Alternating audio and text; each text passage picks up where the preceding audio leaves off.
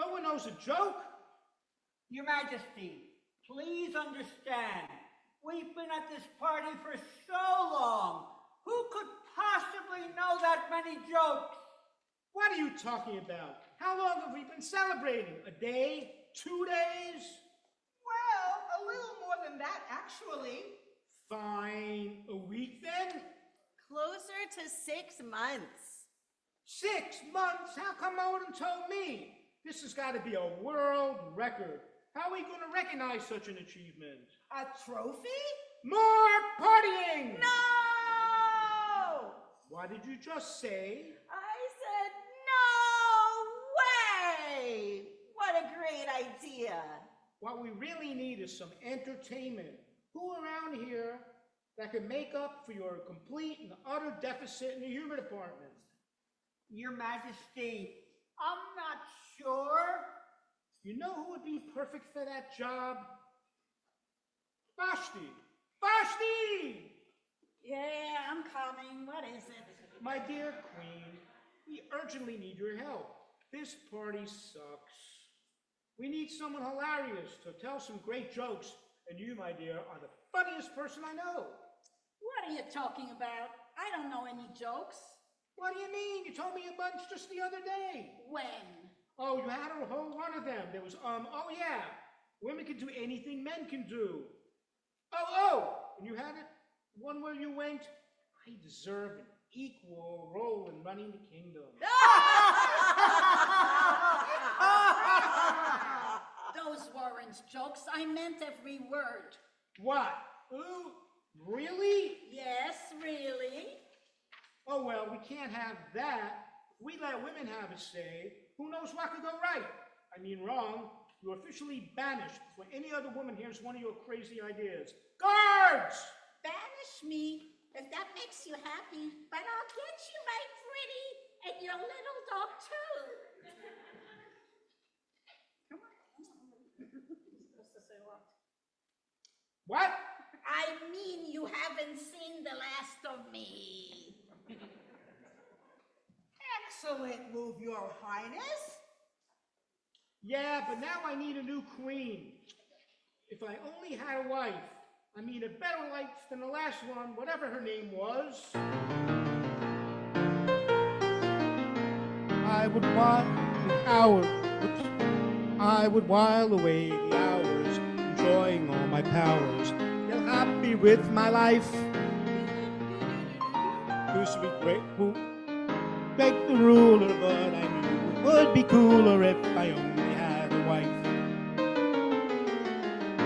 We would be a happy pairing, with everyone sharing, looking sharper than a knife. If my peasants all got restless, then my guards would beat them senseless if I only had a wife. She would surely be my sweetheart close at hand, obeying every order I command. I always get what I demand. She would be my almost equal, or maybe for the sequel, I let her rule some things. Doesn't matter if she's crazy, as long as she obeys me, if I only had a wife.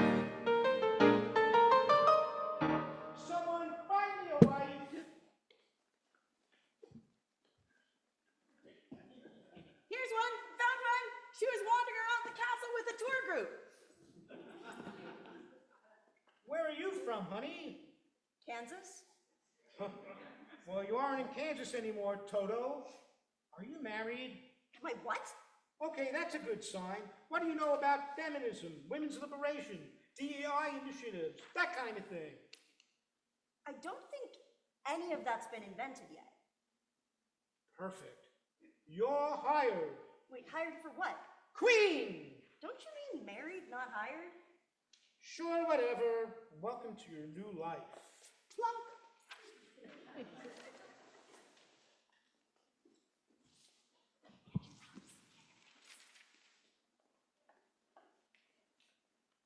You know what I need?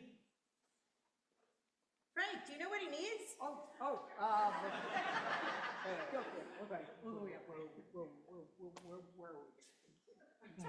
Candy? Entenmann's? Nah. Game night? Myth.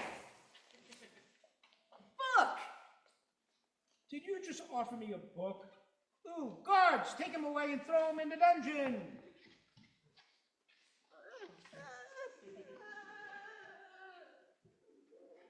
You know what I need now? A new prime minister. Which one of you wants to be prime minister? No, I don't think so. Did one of you say something? There's a person talking somewhere, right? I'm not hallucinating again.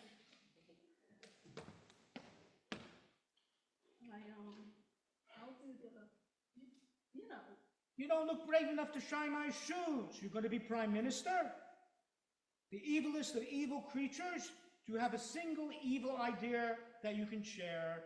Well, I mean... Well, do you?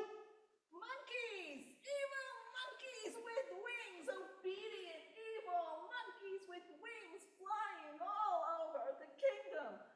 Serving your highnesses every evil wish and command! Evil monkeys? That's brilliant. I love it. How come none of you idiots thought of evil flying monkeys? The rest of you are all fired. You can't fire us! We're employees of the month! Just kidding. You're all going to the dungeon. Guards!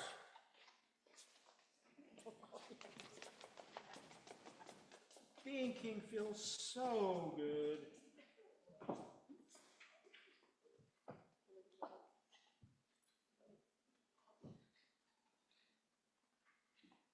Get lost.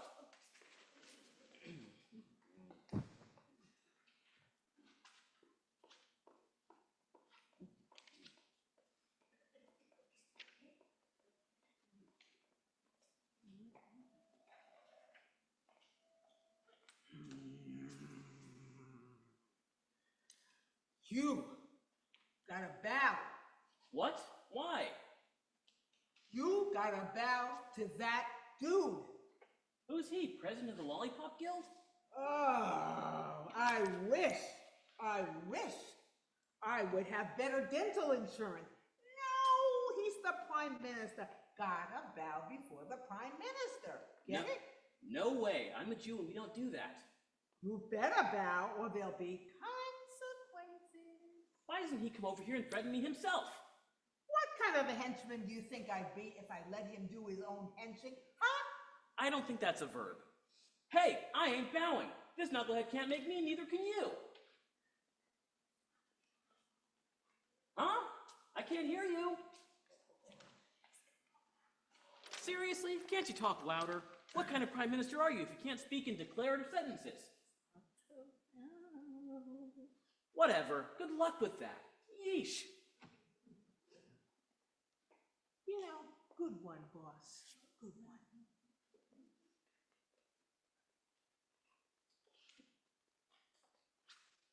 You better bow before me because I am the prime minister and everyone has to respect me or I'll make you wish you had bowed today, Mr. Whatever your name is, and I'll have my revenge on you and your whole family and everyone who knows you. It was a good one, wasn't it? Oh, yeah. Good one.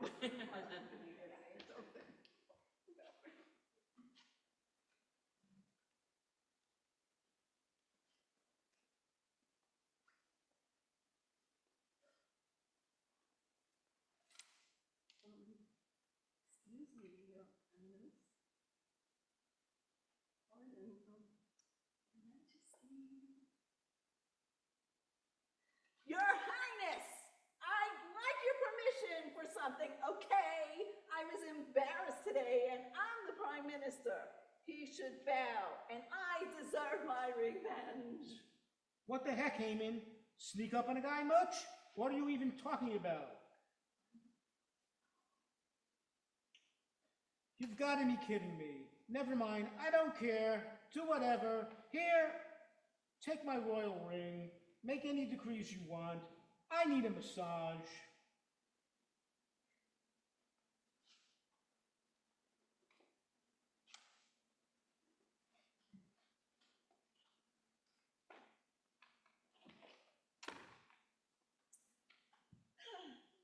Being king feels so good. I'll get you, Mordecai. First Mordecai the Jew, and then the world.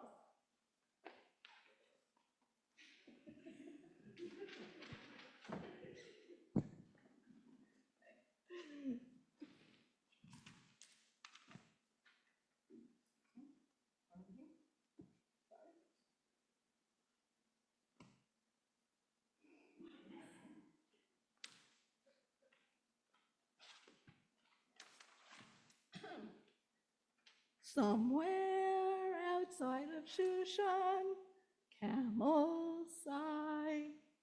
I'd rule over a kingdom no one would question why.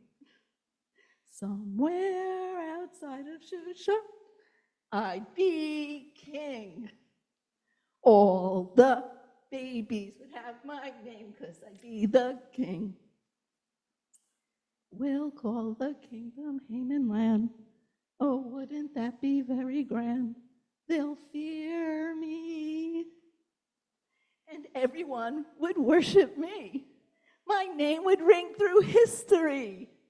They'll have to hear me. Somewhere outside of Shushan, I'll be free.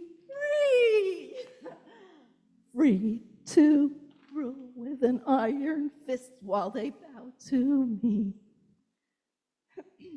Somehow I'll build that Haman land beyond old Shushan. Wouldn't that be grand? Wouldn't it?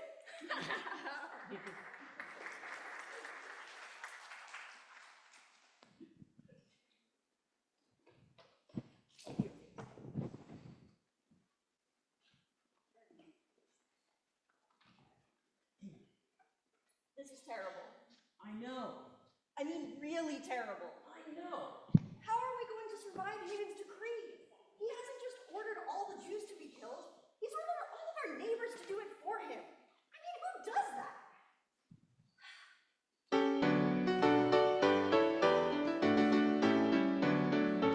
Oi gewalt, oi my head, I could lie down for 6 hours. That's how I feel just living in this awful land of ours. Oi Gewalt, curse his name, that Haman's just the worst. But we've never been defeated yet, and he won't be the first. Well, we need a plan to save the Jews today. And I think you know what I'm about to say. It's my day. So hurry up and figure out a plan to stop that guy. 'Cause if you don't, I have a hunch that we're about to die.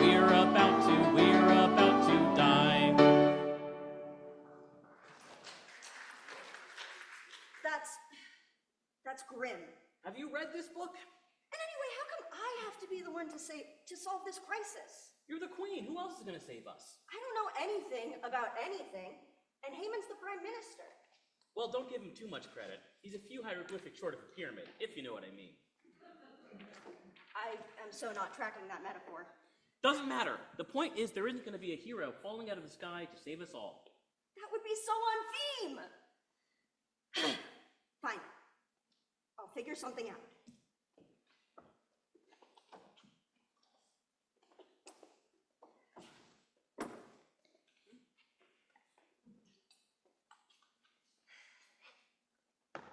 What a fine feast you've prepared, my queen. Everything here is delicious. Thank you very much. What? I can't. What did you say? Never mind. Just thank you for the kind words, whatever they were. I'm exhausted. So much food, so much wine, and I haven't said any rude, self-centered, or mean in like 10 minutes. I'm amazing. My queen, you deserve a reward for what you've done tonight. Anything I own. You want an army of my flying monkeys? They're weird looking, but they come in very handy when you want to order takeout. There is only one reward that I could ever ask for. Is it the monkeys? To be honest, I'm really tired of monkeys.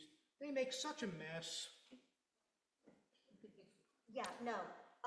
My king, save my life. Your life? Who threatened your life? Haman. What?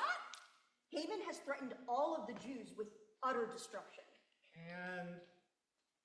And I'm Jewish. Really? Yes, really. Did I know that? I feel like I should have known that. You did not know that.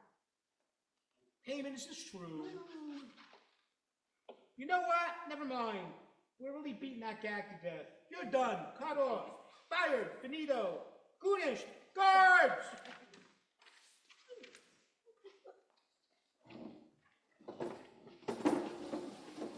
Thank you, my king. Sure, whatever. Oh! Now we need a prime minister again. Do you know anyone? Well, actually, my cousin Mordecai would be great at the job. Did somebody say my name? Do you want to be the new prime minister? Sure, he's sitting outside the palace gates all day. That door guard is downright obsessed with not ringing the doorbell. I'm like, how else do you get him to use the bathroom? Let's make today a holiday. And we should make it where you have to drink a lot of wine in this holiday. Why? I like wine. Boy, Gewalt. Well, I guess this wraps up the story. I guess so. I guess so. Oh, who are you? Your predecessor. Oh, I see why you left. I didn't have much say in the matter. Now, what did I miss? Miss, you missed the whole spiel. It's not my fault I got banished in chapter 1. You want a full recap of the entire spiel that we just spent 20 minutes performing? Yep. Okay.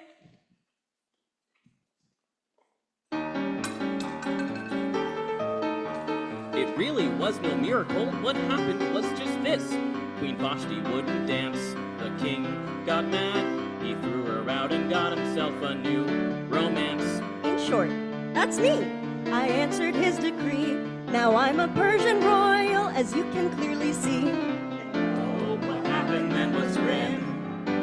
When Haman went outside, the people stood aside to let him and his henchmen through, except old Mordecai just refused to bow because Jews aren't allowed to bow to men. So Haman had a thought to give just as he got.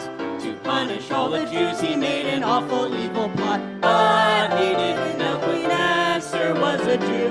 What could she do? What could Queen Esther do? So Esther invites the king and Haman over for a fling, drinking and eating up a feast.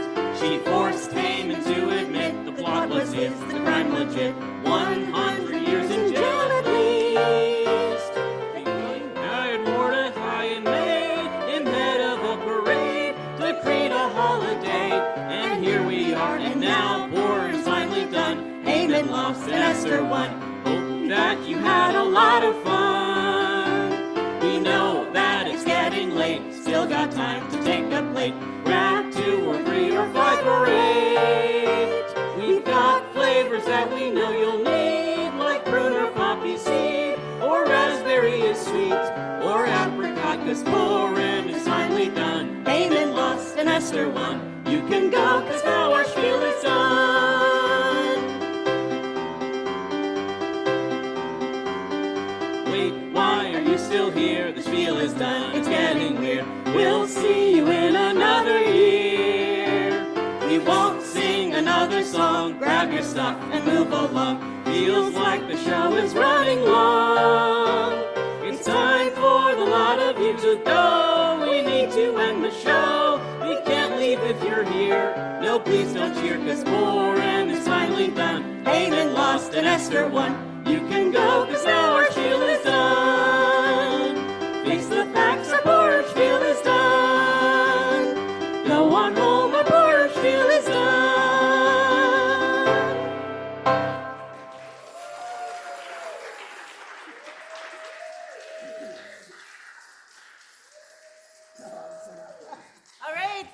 everybody for coming out to spiel. Obviously, we don't want you to go home yet. We are going to take a break, but before we do that, don't leave, because it occurs to you that maybe not everybody knows everybody who is in the cast. And so I'd like to introduce everyone. So come on, back out, come on. So as the king, Ahasuerus, we have Rich Wexberg. Queen Vashti is Tamara Kerner. Queen Esther, look how well they get along with each other, is Hanalina Hoover. And another, I think, Rich, this was your first time, right? Yes. And also, another first time in the Purim spiel, Justin Linville. Hi. And then one of our longtime actors, Frank Gonzalez, everybody. He was a minister, playing two roles, minister and henchman, Ellen Rothstein, another veteran of the Beshert stage, Gail Levine-Fried, of Gentle Chair Yoga fame. I'm glad I didn't see her. Haman was played by Diane Keston, who does not always have a mustache and goatee. And finally, Mara Schwarzstein. So wonderful. Great job, everybody. And Michael Rose on the tech. And this spiel, the parody lyrics and the script were written by Jamie Marks this year. So I purchased it. So that's what happened. All right, so it is 7:44. At 8 o'clock, we're going to start our Megillah reading. So please go get some refreshments, congratulate the actors, and I'll see you back here in 15 minutes. Oh, and I forgot to mention Pam Glansman, who is absolutely crucial to the production. Pam handles all of our props and costumes, and we cannot do without Pam. True. Yeah, the perennial Entenmann's joke. All right, we'll be back at 8 o'clock. Very good, very good. Thank you. Lots of fun. Lots of fun. It was very cute. It was very, very nice. You Good job, everybody. Can't see. They can't hear us. Good job, Rich.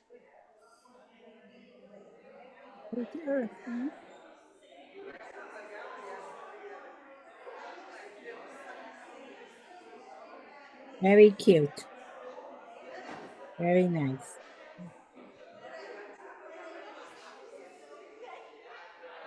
Sometimes the sound was low, right?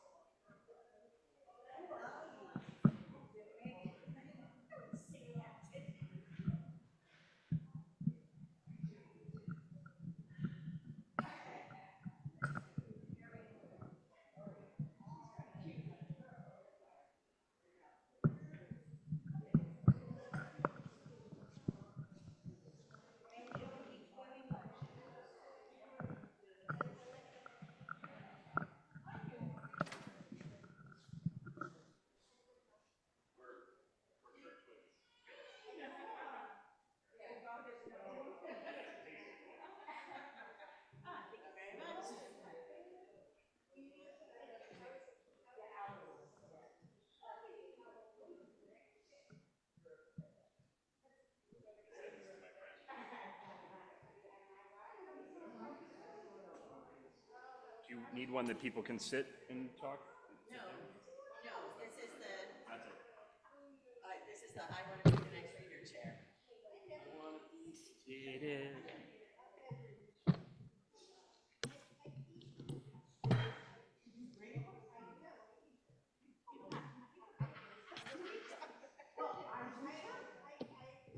Great job on the costumes, Pam. Thank you, Pam.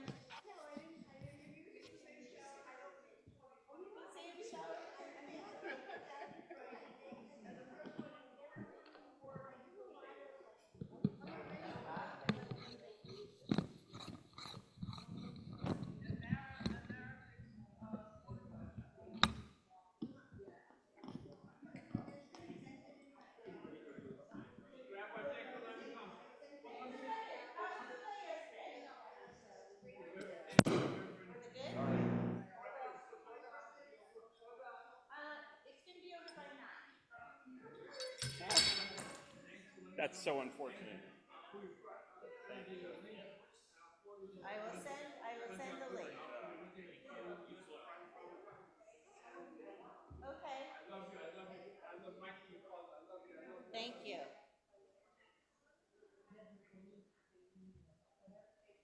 Among other things, yeah. Yeah, I helped my dad and my husband, and he asks me if there's any news. He asks me if anyone died. And he, and he loves me. I'll tell you what, there's some days when it's like pretty nice to have someone just call you up and tell you they love you.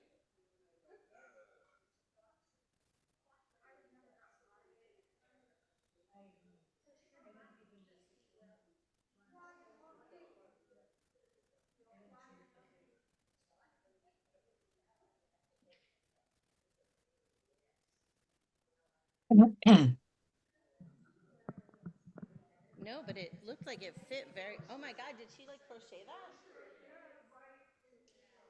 Oh, you know what? I noticed that it looked fabulous.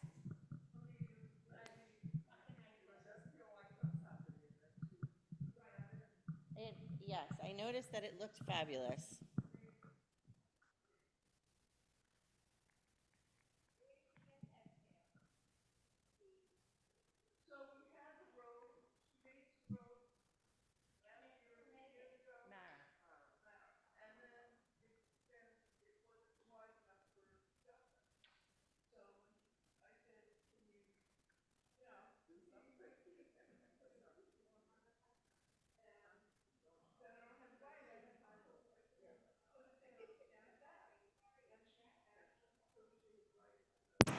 Amazing.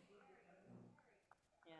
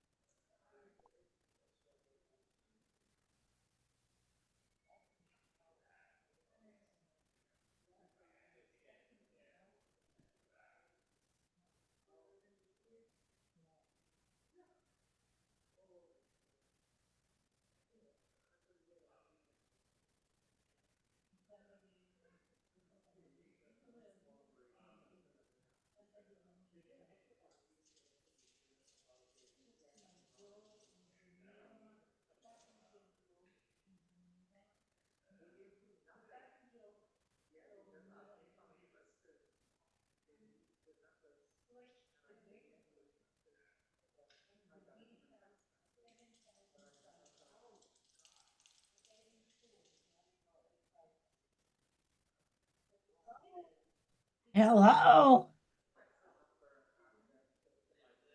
I'm in the bedroom.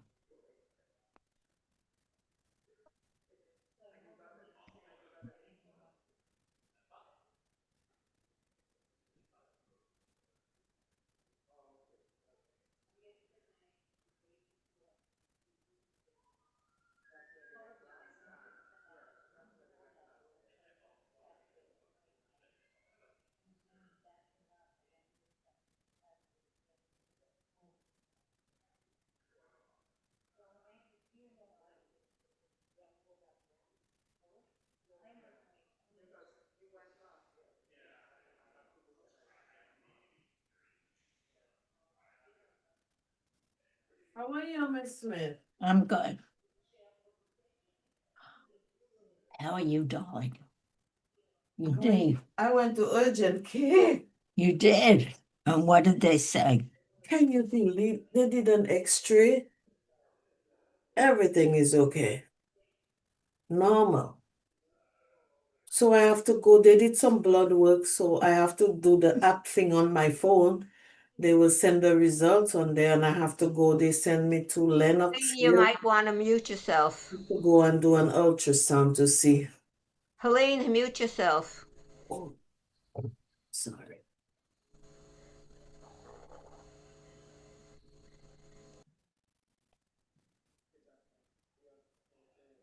Hi, Charlotte.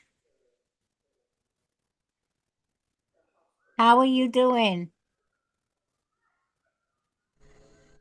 So, but I think that we should be muted, not have these conversations to everybody. Okay, I agree.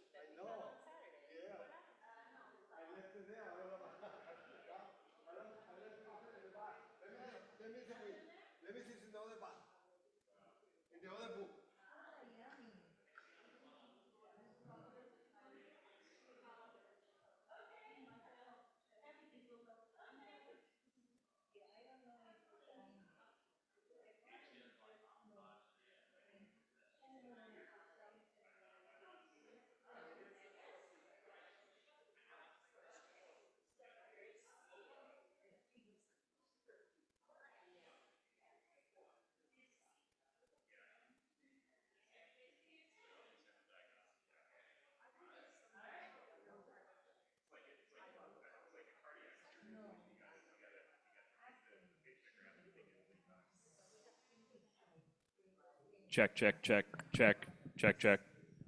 Check.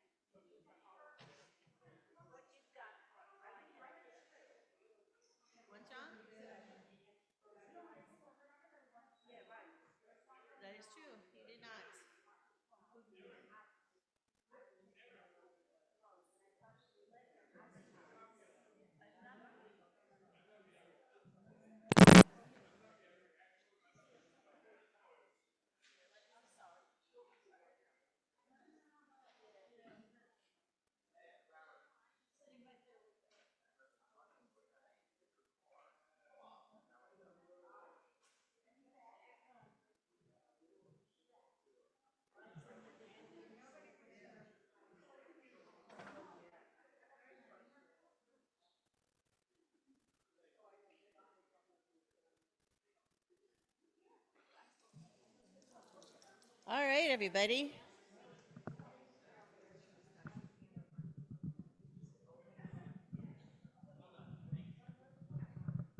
All right, we're going to get started with our Megillah reading. Everybody should have a book that says on the front, the 5 scrolls, and has a picture of some dude. Yeah, who's the dude? Some dude. Who is it? What do you mean you don't know? You just said you know. If you're going to say you know, you got to be ready with an answer when we ask you who it is. All right. Do you want me to get your book?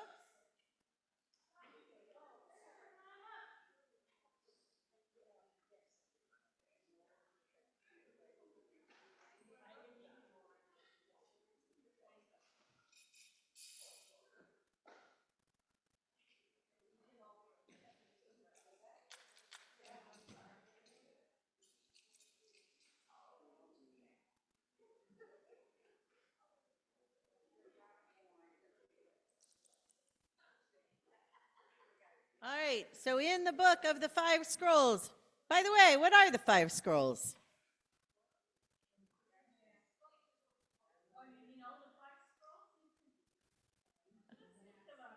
What are the 5 scrolls? Come on, people. Which one? Esther, that's the easy one. Lamentations, good one. Ruth, good. Ecclesiastes, bonus point for Hebrew. Song of Songs, Shir HaShirim. Those are the 5 scrolls. We read them on different holidays. It's okay, you don't have to duck. It's all right, everything's fine. Everything's fine. Yeah, but when we say the Megillah, the scroll, we're talking about this one, the scroll of Esther. We all agree that this is the scroll. The other ones are just scrolls. All right, so we're going to start on page 86. The mitzvah is to hear the Megillah. So, page 86, down at the bottom, before reading the scroll of Esther. Baruch atah Adonai, this is down at the bottom, Eloheinu melech haolam, asher kitshanu b'mitzvotav, v'tzivanu al mikra megillah. And let's read the English. We praise you, O God, sovereign of existence, who has hallowed our lives with commandments and commanded us to read this scroll. Baruch atah Adonai, top of page 87, Eloheinu melech haolam, she'asa nisim lavoteinu ve'imotenu bayamim hahem ba'azman hazeh. We praise you, O God, sovereign of existence, who did miracles for our ancestors in those days at this season. What is the other holiday for which we say that blessing? Chanukah is correct.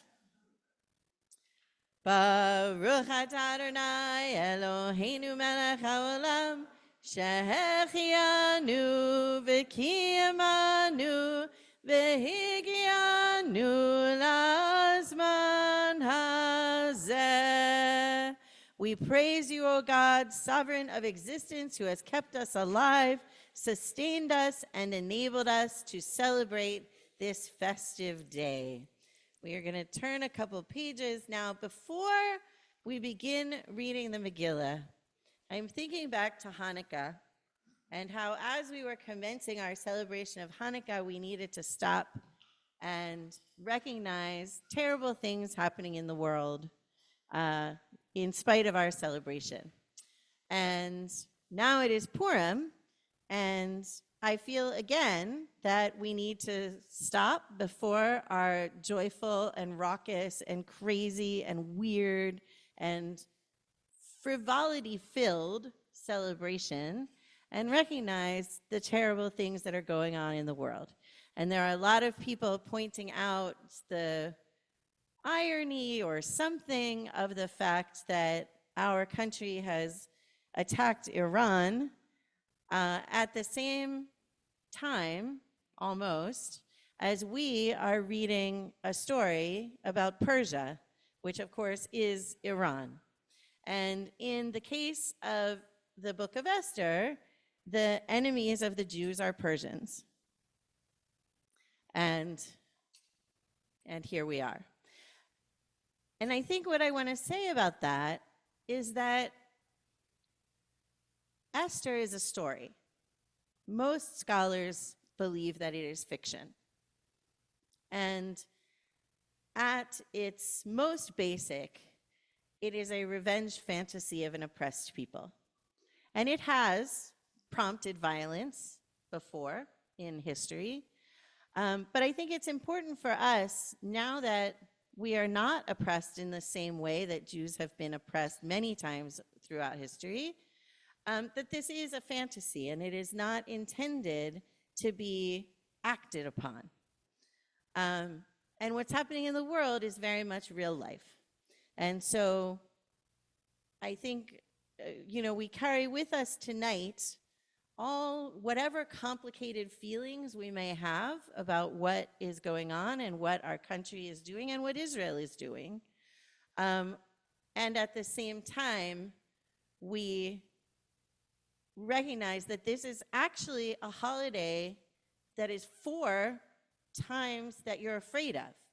And it's for things that you're afraid of. And it is taking a break from feeling afraid in order to point at what you're afraid of and laugh at it. And to say, excuse my language, screw you. I'm not going to be afraid today. So let's not be afraid today, and let's have a good time and recognize that even in our good time, we know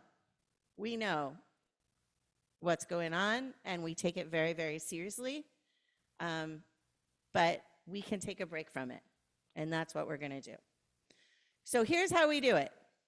Haman. Yes. We drown out the name of the person who we're most afraid of in the book of Esther, the most frightening person. But when you're us, when you're at Beshert, we don't just do that. We like to have fun with other characters as well.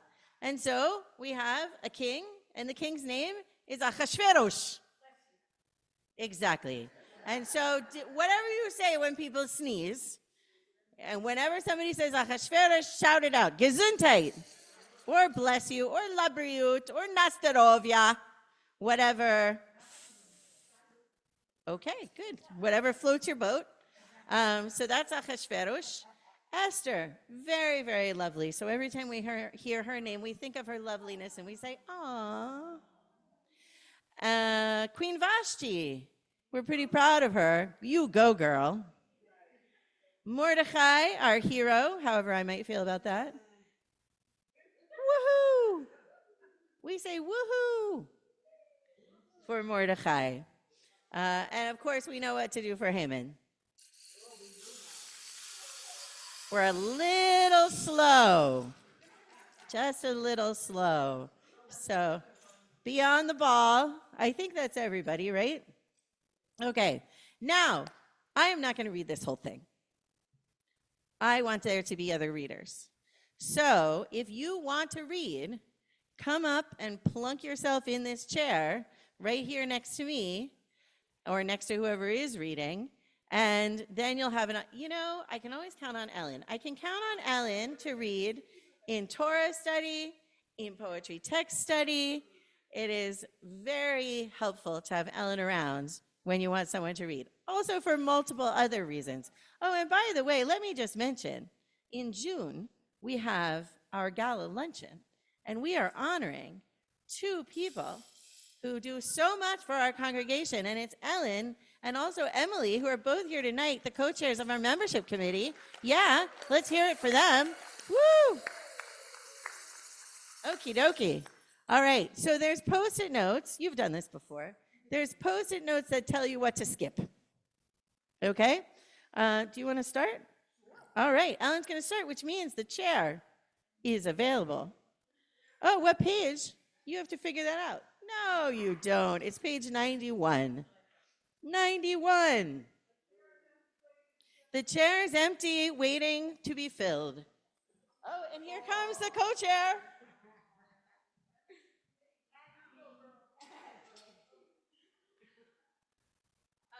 Starting up there, right? Yes, but you have to use the microphone. Right, that's what I said. I knew it. Now, is this on?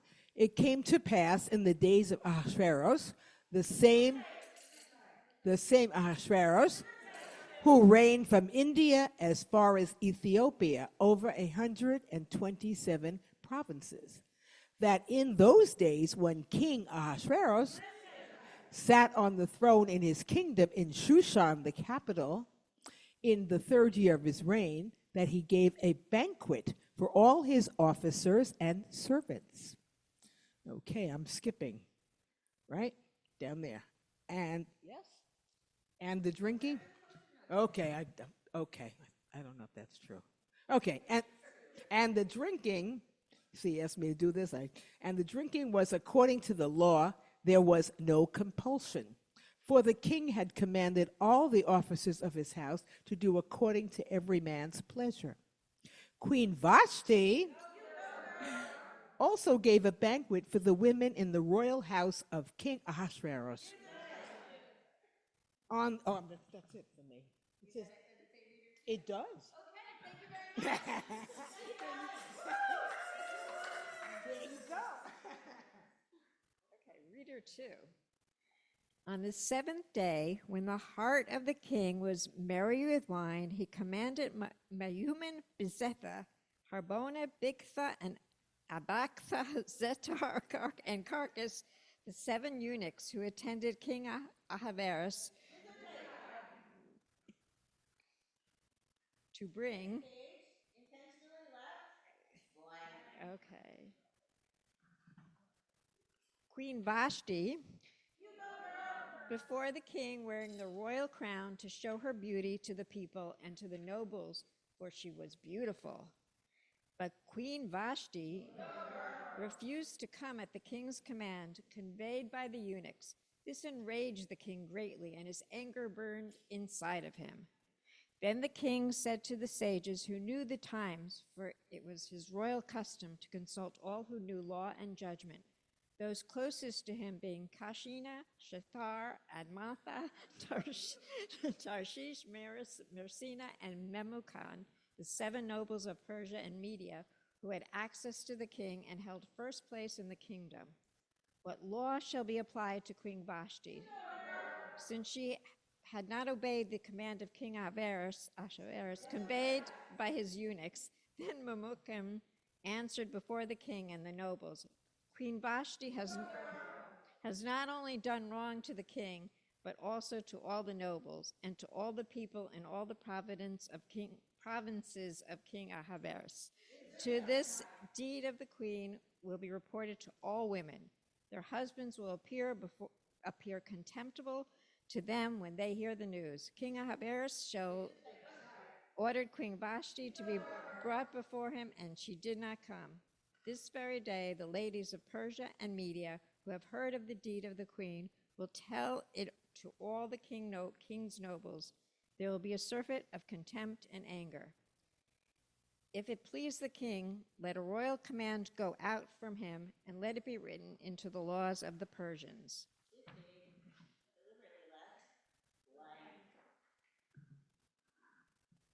And Medes which no one can revoke, that Vashti come no more, but back in her speaking, King Ahasuerus, and let the king give her royal position to someone who is more worthy. And when this royal decree which he will make is heard throughout all his kingdom, which is great, and all the wives shall give honor to their husbands, both high and low. Stop, new reader.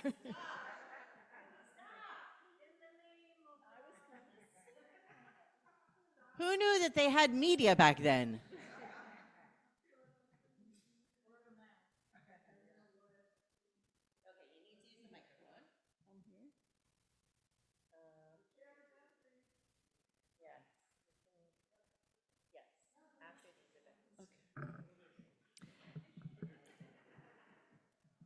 After these events, when the wrath of King Ahasuerus had subsided, he remembered Vashti and what she had done and what had been decreed against her. The king's servants who attended him then said, "Let beautiful young virgins be sought out for the king. And let the king appoint officers in all the provinces of his kingdom, that they may gather together all the beautiful young virgins to Shushan, the capital, to the house of the women, into the custody of Hagar,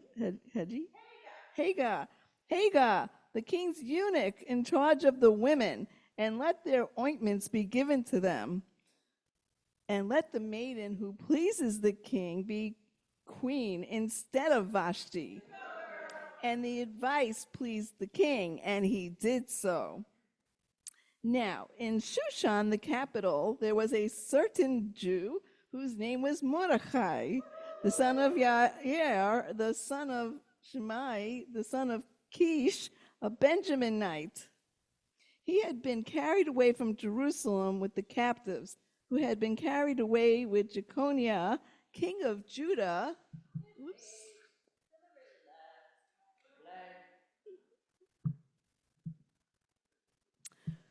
Whom King Nebuchadnezzar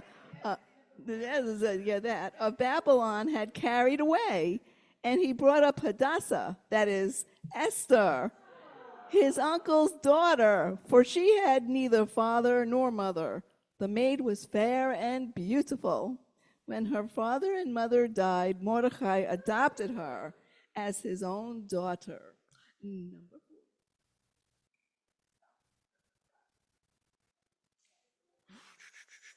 Where do I go? Okay. It came to pass when the king's command and his decree was heard, and when many maidens were brought together to Shushan, the capital, into the custody of Hegai, that Esther was also brought to the king's house into the custody of Hegai, keeper of the women. The girl pleased him, and she received kindness from him. He speedily gave her ointments and her portions, and the 7 maidens chosen to be given to her from the king's house. And he moved her and her maidens into the best place of the house of the women. Esther had not revealed her people or her kindred, for Mordecai had told her not to reveal it. Okay, we're skipping to page 107. I see. 107. I got it. 160. I just want to say that the name of that steward was Hegai, and I'm here to tell you we didn't really know his name. Nobody knows what his name was. They just called him, "Hey, God."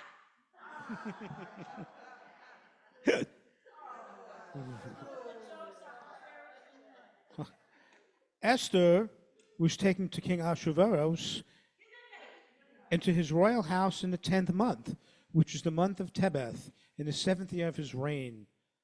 And the king loved Esther above all other women, and she won more grace and favor with him than all the virgins. So he set the royal crown upon her head and made her queen instead of Vashti. Then the king gave a great banquet for all of his nobles and servants, Esther's banquet. And he granted a remission of taxes to the provinces, and he gave gifts as benefits a king. In those days, when Mordecai sat in the king's gate, two of the king's eunuchs, Bigthan and Teresh, who guarded the door, became disaffected and tried to lay hands on King Ahasuerus. But the plot became known to Mordecai, who revealed to Queen Esther, and Esther told the king in Mordecai's name. The matter was investigated and found to be true. They were both hanged on a tree, and it was written on the book of Chronicles in the presence of the king. After these things, Ahasuerus promoted Haman, the son of Hammedatha the Agagite, and elevated him in his seat above all the nobles that were with him. And all the king's servants in the king's gate bowed and prostrated themselves before Haman. For the king had so commanded concerning him. But Mordecai would not bow down nor prostrate himself. Then the king's servants in the gate said to Mordecai, why don't you transgress the king's command? Now when they spoke to him daily, and he did not listen to them, they told Haman to see whether Mordecai's conduct would prevail, for he had told him he was a Jew. When Haman saw that Mordecai would not bow down or prostrate himself, Haman was filled with rage. But he disdained to lay hands on Mordecai alone, for they had told him of Mordecai's people. So Haman sought to exterminate all the Jews throughout the whole kingdom of Ahasuerus, Mordecai and all his people. In the 7th month, that is, the month of Nisan, in the 12th year of King Ahasuerus, they cast pur, which means a lot, before Haman from day to day, from month to month to the 12th month, Adar. Then Haman said to King Ahasuerus,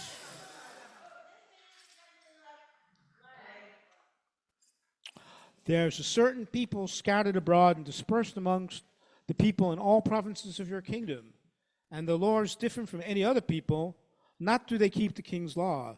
Therefore, it is not in the king's interest to tolerate them. If it please the king, let it be written that they be destroyed, and I will pay 10,000 talents of silver into the hands of those in charge of business to bring it into the king's treasures. Then the king took the ring from his hand, dumb like I did, and gave it to Haman, the son of Abedether the Agagite, the Jews' enemy. The king said to Haman, the silver is yours, and the people as well, to do with them as it pleases you. The letters were sent by couriers to all the king's provinces to destroy, to kill, and exterminate all the Jews, both young and old, little children and women in one day, the 13th month of the 12th month, the month Adar, and to plunder their possessions. Okay. A copy of all the writings to be given out as a decree in every province was published to all the people, so that they should be ready for that day. The couriers all went out in haste at the king's command. This page, attention to the left. Gave him passage from Mordecai.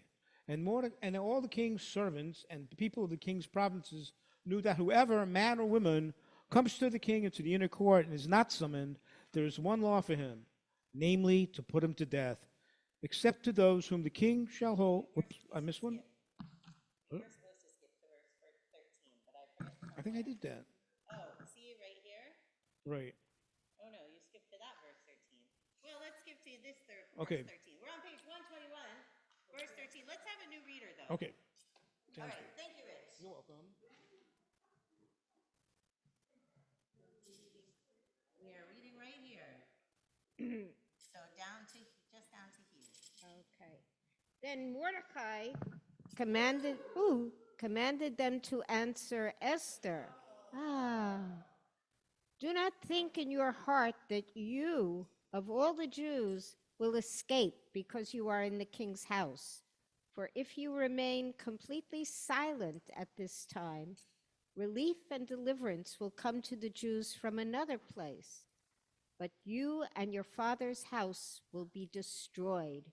And who knows whether you have not come into royal estate for such a time as this. Then Esther bade them return this answer to Mordecai. Go and gather together all the Jews that are in Shushan and fast for me. Do not eat or drink for 3 days, night or day. I and my maidens will also fast. Then I will go into the king, though it is against the law, and if I perish, I perish."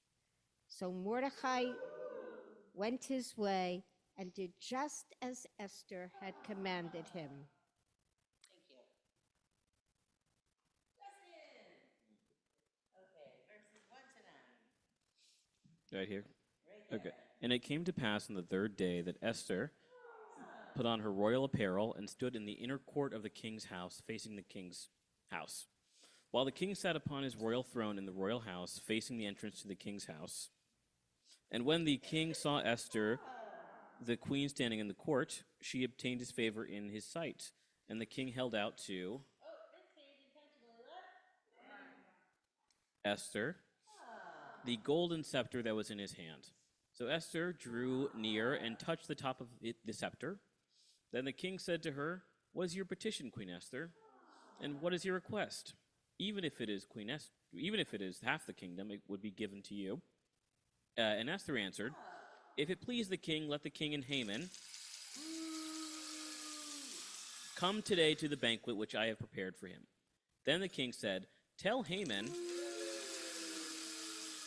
to hurry to do as Esther has said." So the king and Haman came to the banquet which Esther had prepared, and the king said to Esther during the banquet of wine, "What is your petition, Queen Esther? What is your request? Even if it is half the kingdom, it will be done."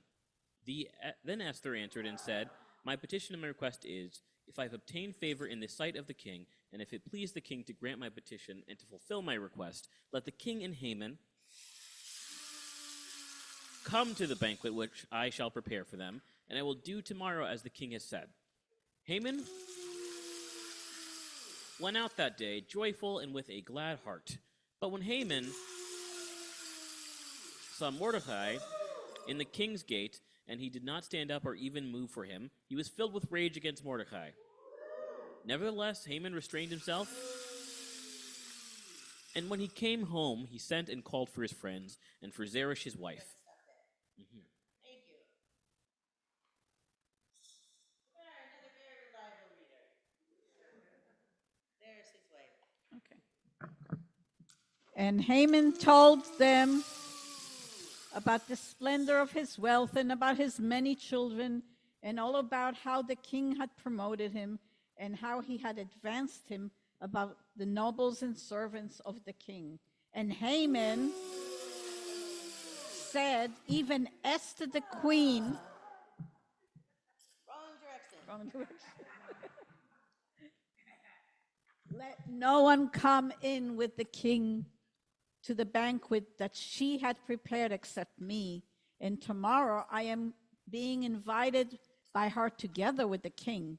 But all this means nothing to me as long as I see Mordecai, the Jew, sitting at the king's gate.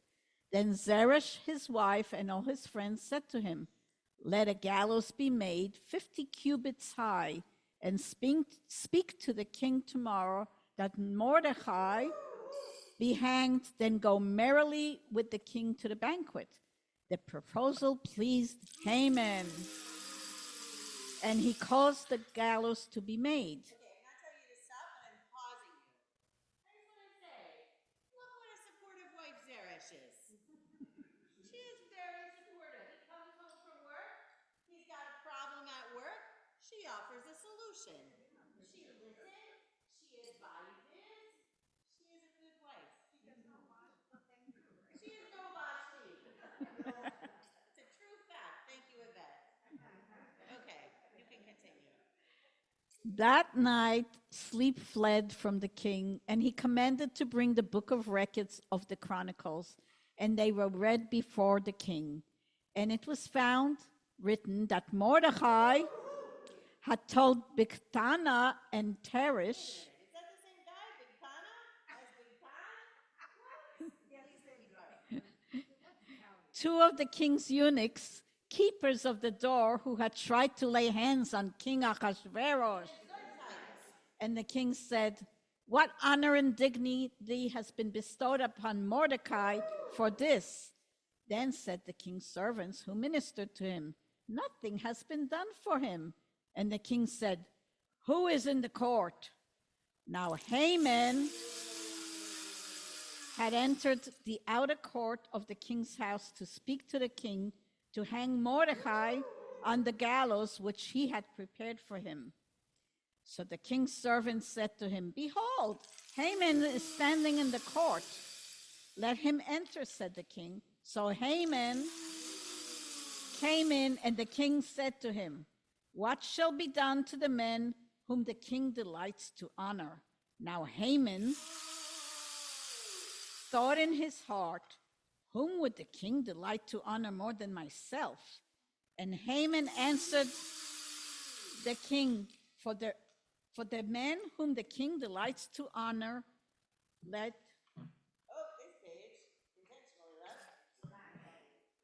apparel be brought to which the king has worn, and a horse which the king has ridden, with a royal crown upon its head. And let this garment and horse be delivered to the hand of one of the king's most exalted nobles. And let them clothe the men whom the king delights to honor, and bring him on horseback through the square of the city, and proclaim before him, "Thus shall be done to the men whom the king delights to honor." Then the king said to Haman, "Make haste and take the apparel and the horse, as you have said, and do this to Mordecai the Jew, who sits at the king's gate. Let nothing fail of all that you have spoken."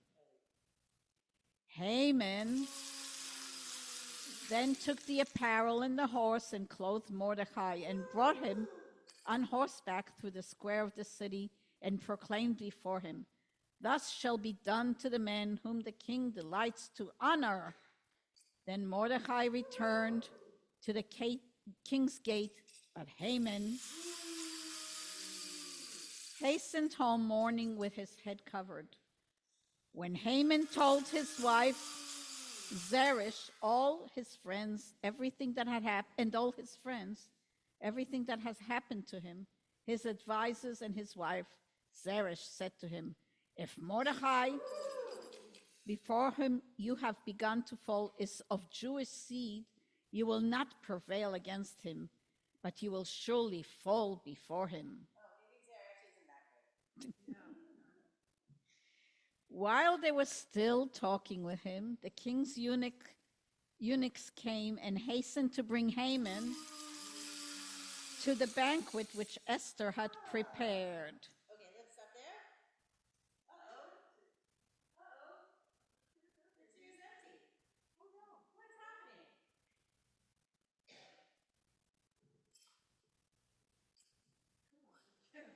All right, I guess I'll read. Eric, come up to the chair. I'll read meanwhile. So the king and Haman came to feast with Queen Esther. Again, the king said to Esther, on the second day of the banquet of wine, "What is your petition?" Oh, this page, intentionally left blank.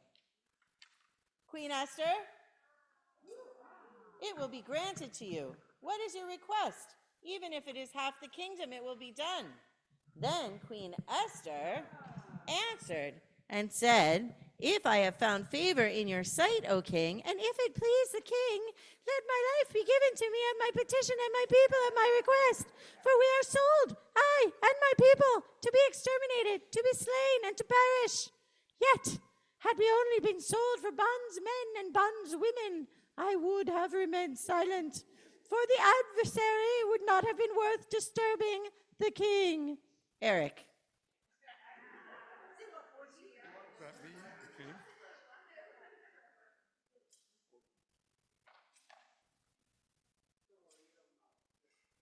Where am I? Here. Then King Ahasuerus answered and said to Queen Esther, "Who is he, and where is he who does presume in his heart to do so?" And Esther said, "The adversary and enemy is this wicked Haman." Then Haman was afraid before the king and the queen. And the king arose in his wrath from the banquet of wine and went into the palace garden. Haman stood up to plead for his life from Queen Esther, for he saw that evil was determined against him by the king. Then the king returned from the palace garden to the house of the wine banquet, and Haman had fallen upon the bed upon which Esther was. The king then said, "Will he violate the queen in my presence here in the house?" As the words left the mouth of the king, they covered Haman's face. Harbona, one of the eunuchs, said before the king, "See also in Haman's house the gallows 50 feet high, which Haman had made for Mordecai, who spoke for the good of the king. Hang him on it," said the king. So they hanged Haman on the gallows which he had prepared for Mordecai, and the king's wrath abated. Okay, let's stop there. Thank you. I would just like to know, did you picture that scene where, like, Esther is lounging and Haman, like, threw himself onto the same piece of furniture there, and it did not look good? And then what did the king say? Are you going to violate the queen right here in my own house, in my own presence, implying that someplace else it might be okay? What's the question, Pam? So how do you expect to grow a kingdom if so many people are eunuchs? All right. Pam says, how do you expect to grow a kingdom if so many people are eunuchs? I would just like to say, first of all, is Freema on the Zoom?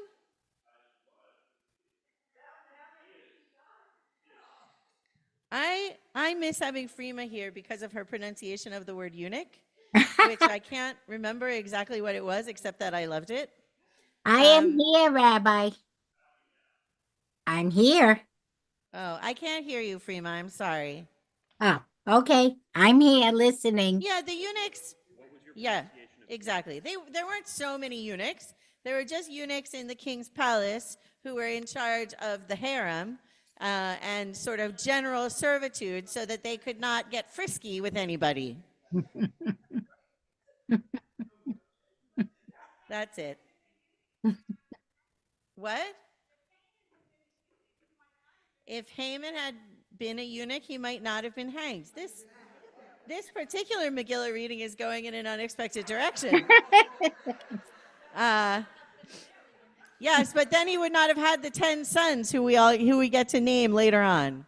Okay, let's continue, shall we? Frank. Verse 8 on page 137. On that day, King Ahasuerus gave the house of Haman, the Jews' adversary, to Queen Esther. And Mordecai came before the king, for Esther had revealed what he was to her. And the king took off his ring, which he had taken from Haman, and gave it to Mordecai. And Esther set Mordecai over the house of Haman. And Esther spoke again before the king and fell down at his feet. She wept and implored him to avert the evil plan of Haman the Agagite and the device which he had planned against the Jews. Then the king held out the golden scepter to Esther. So Esther arose and stood before the king.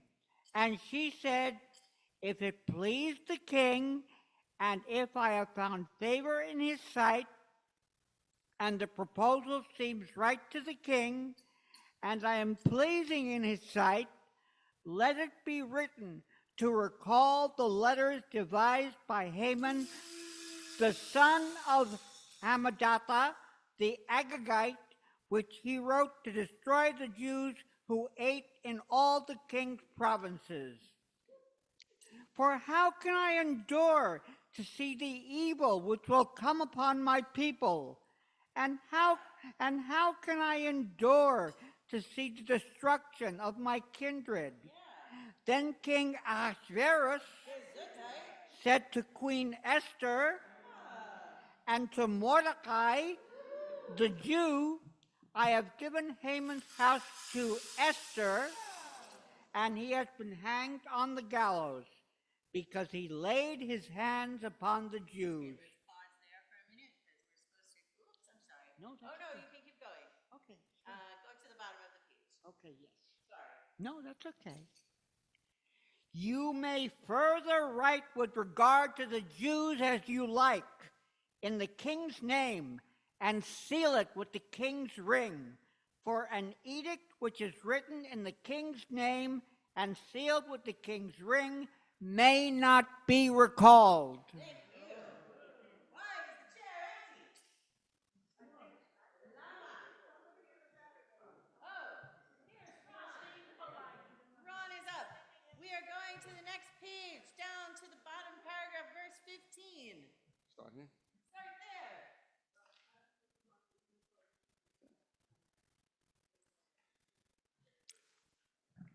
And Mordecai went out from the presence of the king in royal apparel of purple, blue, and white, and with a great crown of gold, and with a robe of fine linen and purple wool. And the city of Shushan shouted and was glad. The Jews had light and gladness, joy and honor, and in every province and in every city, wherever the king's command and decree came, there was joy and gladness for the Jews, a feast and a good day. And many of the people of the land became Jews, for the fear of the Jews fell upon them. Which is a great reason to become Jewish. All right, we're turning to page 147. 147. I would be Jewish. I'm scared. 147 verse, what did it say? 16? That's at the top. Okay. No, wait. Did it say 16 or did it say 20? 20. 20. Oh, here it is. Over here. Okay. Then Mordecai wrote down these things and sent letters to all the Jews throughout the provinces of King Ahasuerus, near and far, charging them to observe the 14th and 15th days of Adar every year, as the days on which the Jews had rest from their enemies, and the mouth which was changed for them to sorrow to joy, not the mouth, the month which has changed for them from sorrow to joy, and from mourning into a good day, that they should make them days of feasting and joy, and of sending portions to one another, and gifts to the poor. End.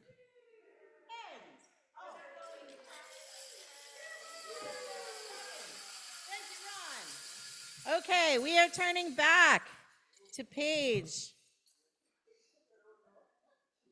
Yes, we're starting over. No, we're not starting over. We're turning back to page 87 because this book very, very conveniently has the blessings before and after the reading on the same page, instead of like in chronological order. Or no, not chronological. In, well, whatever. In the order that you do them. Okay, so the blessing following the reading is at the bottom of page 87. Baruch atah Adonai Eloheinu melech haolam harav et rivenu vehadan et dinenu vehanokem et nikmatenu vehameshalem gemul lechol oivei nafshenu vehanifra lanu mitzarenu. Baruch atah Adonai hanifra le'amo Yisrael mikol tzarehem ha'el ha'moshiach. We praise you, O God, sovereign of existence, who pleads the cause of our justice, God of righteous judgment, who enables us to survive the vicious onslaught of the destroyer, God of deliverance. And I would just like to say one thing. What is the word in Hebrew for enemies? Oive. I know. I don't think they're related. I know, but here it's oy vey. I mean, it means enemies of. So how do you say enemies of in Hebrew? Oy vey. What, Robert?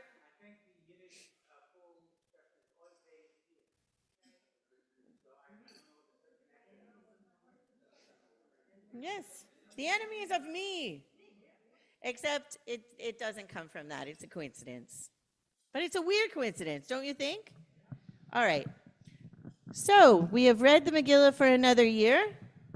Next year in Jerusalem. Wait, no, we don't say that at this holiday. I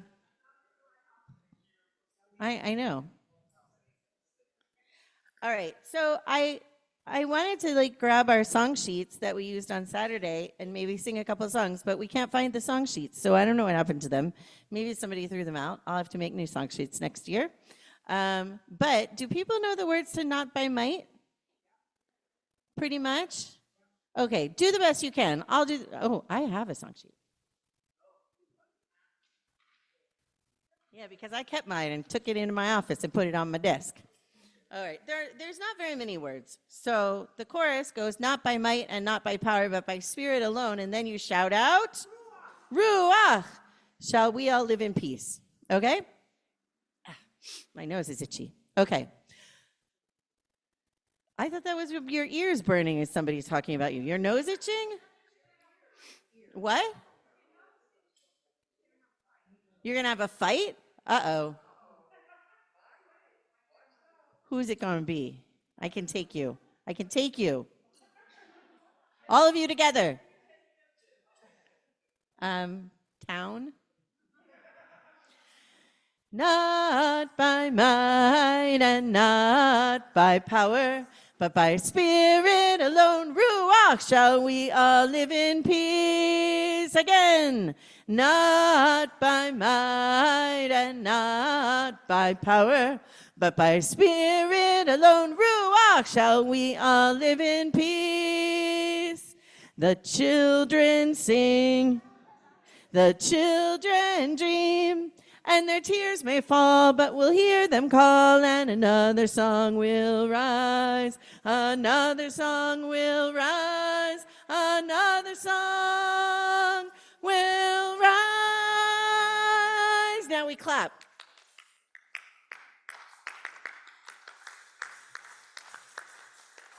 This is better with accompaniment.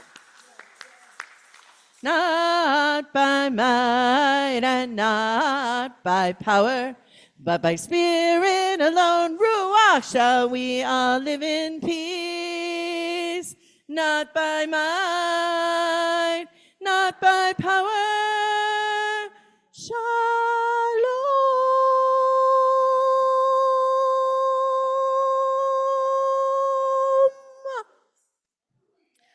I always feel like that song like ends, like it's rocking along, and then all of a sudden it's like up in the stratosphere and nobody can hit the note, and everybody's like, ah!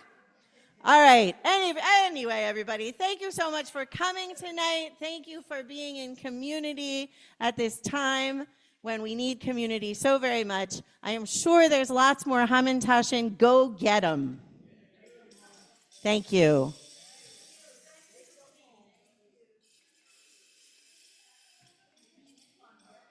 We need fun. Thank you, Rabbi. I heard you.